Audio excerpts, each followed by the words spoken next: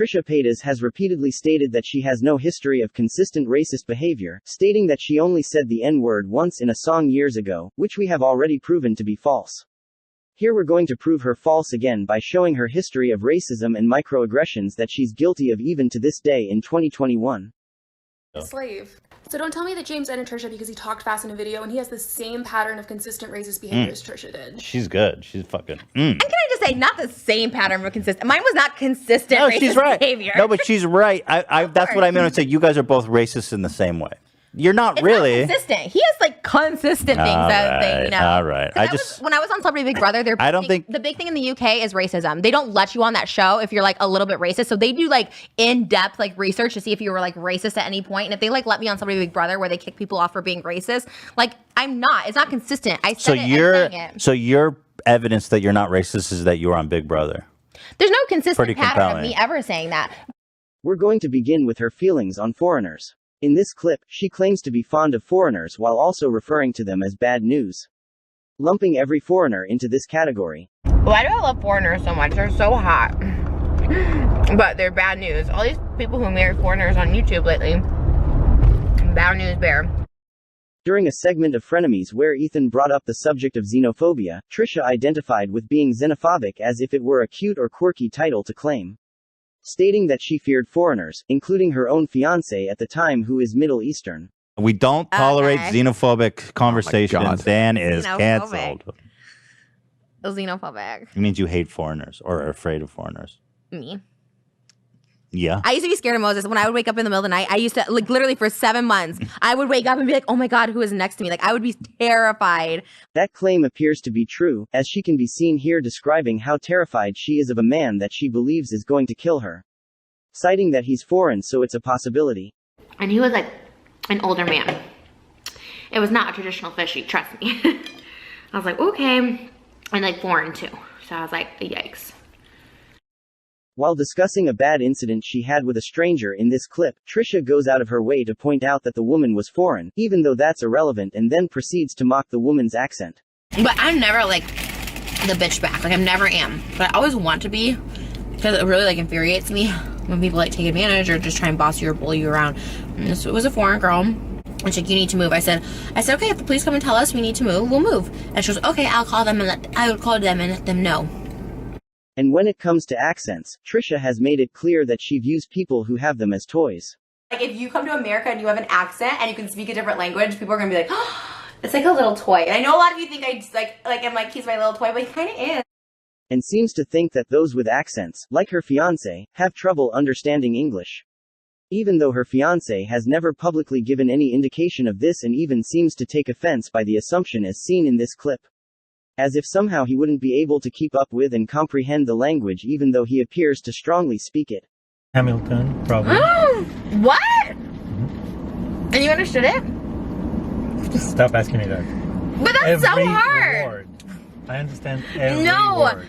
And while stating before that accents are something she's fond enough of to apparently consider them as toys, she appears to be disgusted by a stranger speaking Spanish, shaming him for trying to speak to her in anything other than English, alleging that he's hitting on her even though she claims she doesn't understand him.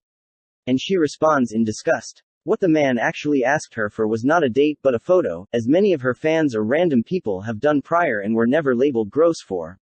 But apparently because they speak English she can identify them as fans, whereas a stranger who doesn't is labeled as a creep. Who knew that one's ability to speak English determined whether they were gross or not? We certainly didn't. Huh? ¿Me dejas tomarte una foto?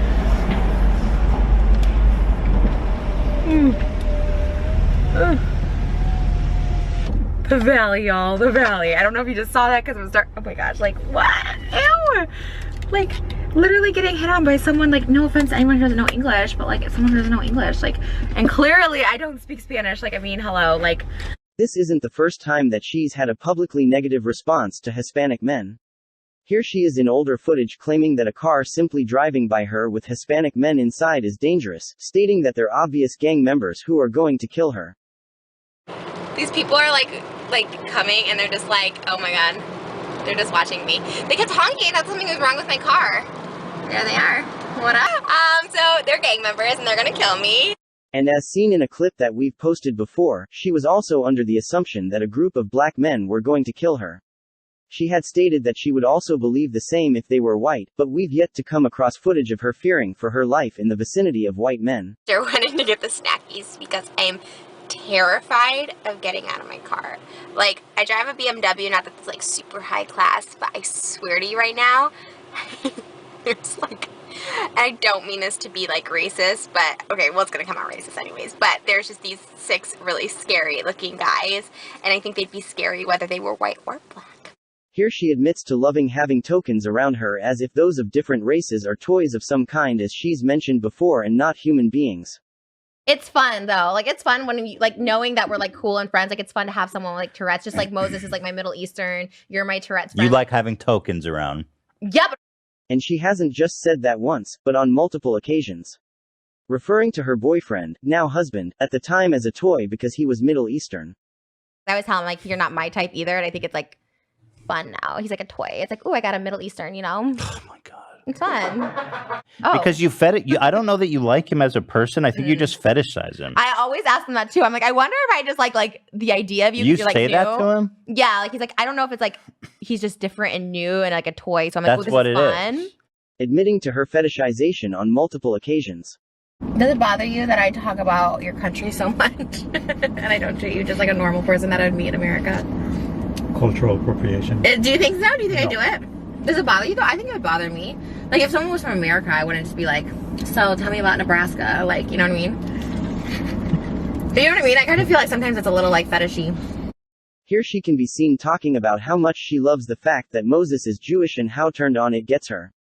What's concerning about this clip, on top of everything else, is that she admits they roleplay a specific shower kink relating to him being Jewish. She states that she's told Ethan about this before on the show, and the only reference that she's ever made to Jewish people and showers is the time she learned about them being led to the gas chambers during the Holocaust while being tricked into thinking they were going to shower. I love that he's Jewish. I look at him every time and I'm like, Hopefully wow. that's not the best part about him. It just turns me on a lot. So weird. So hot. I just love it. I You love guys it. ever role play like into the Jewish thing? We did once, but it was like too weird. What was the It wasn't situation? serious. It was just like I told you about it. It was kind of weird. No, what was it? No, tell me. It was like a joke, but like it was weird, and then we stopped. Tell me, what was the It scenario? was like the shower one. Like he was in the shower. To further showcase how she views anyone that isn't a white American as a toy, here in 2018, she proudly references her racist Japanese character that she created. I look like a game guru girl, and if anyone remembers Popstar Tushy. For a reminder, this was that character. She even lists this character of hers in her greatest moments of 2011. Meaning that for at least 7 years, she was still very proud of this creation of her mocking the Japanese. Trishy, my Popstar Trishy on YouTube, she finally came to life. Popstar Trishy was my Japanese alter ego pop star, and she was actually a character I've had in my improv classes in college and high school.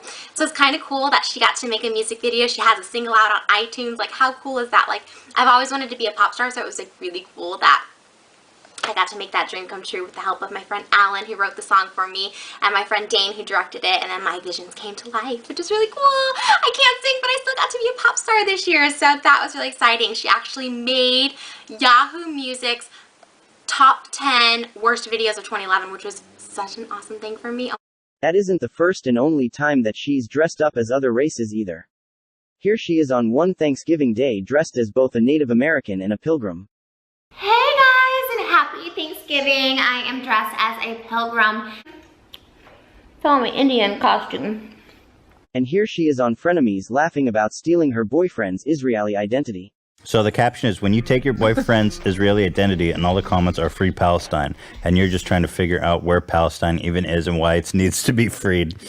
Even though she appears to know nothing about it. Anyways, we're for Israel, not Palestine. No, why are you saying that? Oh. What do you mean we're not for Israel? We're for people. Okay, we're for all people, but For Israel all all the way. people. When Ethan calls her out for cultural appropriation for being dressed as an Egyptian, she justifies it by telling him that she's 2% Egyptian and purchased the costume, therefore she's not appropriating anything. Why are you in a classroom doing King Tut?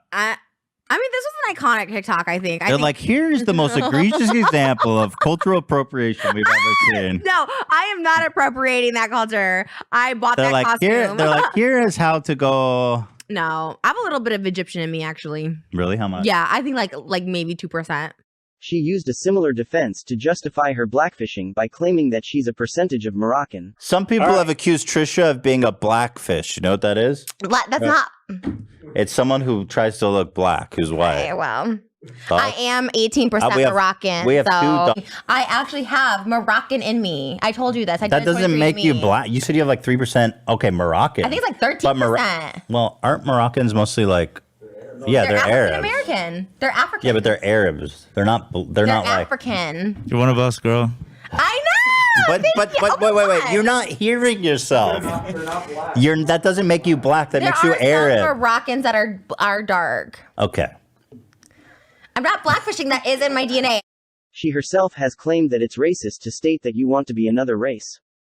To just put race into anything, there's some stereotype you're trying to project with that. Like, it doesn't need to be said now. You know what I mean? It doesn't need to be said like ever. But it's like, you don't just say like, oh, I wish like I was a black woman or a black man or something. It's just like a weird, there's some sort of motivation behind it. It is racist in my opinion. But has also said that she would lie about being black if she could get away with it. Stating that the only thing stopping her is the fact that it would be too easy for the internet to find out that she wasn't. Half black, half white. I think I've always wanted to be that. Even when I was younger and people would tell me. Because when I was younger, I looked more mixed and I loved it. So I still take it as a compliment when people think that. I'm like, oh, I wish I could lie. I'm like, yeah, I am. But people will find out. It's the internet these days. She appears to have a strange relationship with the concept of race. Here she calls Hamilton racist for casting only POCs, but doesn't view herself or her microaggressions as racist in the slightest. She seems to only be able to acknowledge that things are racist if they're against white people. The casting for Hamilton specifically says non-white, like non-Caucasian actors in it, except for one, King George. But like it specifically says for ensemble and touring and everything, non-white, which can be, I feel like that's a little racist too, right? Like, okay, everyone but white people. A couple of examples of these microaggressions are caught here. Where in one case she enters Mexican-American actor Danny Trejo's donut shop and refers to it as a weird vibe, comparing it to Tijuana for what appears to be no other reason than the fact that Danny is Mexican.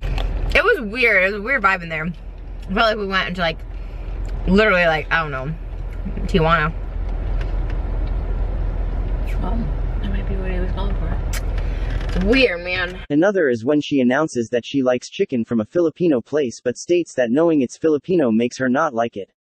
Why would knowing that make her not like it? A microaggression is a statement, action, or incident regarded as an instance of indirect, subtle, or unintentional discrimination against members of a marginalized group such as a racial or ethnic minority. A lot of what we've shown here in this video seems to fit that category. It's different. I love it. Maybe knowing it's Filipino, I was like, I don't know if I like this, but I think it was good. Ironically enough, she once claimed that she herself was profiled. If she calls this profiling, what does she call what she did to all of these other people in this video? But like that is like profiling. I'm not gonna lie. I mean, not to say I look sus, but you can't just go to someone's car and be like, "Excuse me, do you live here?" It's public property.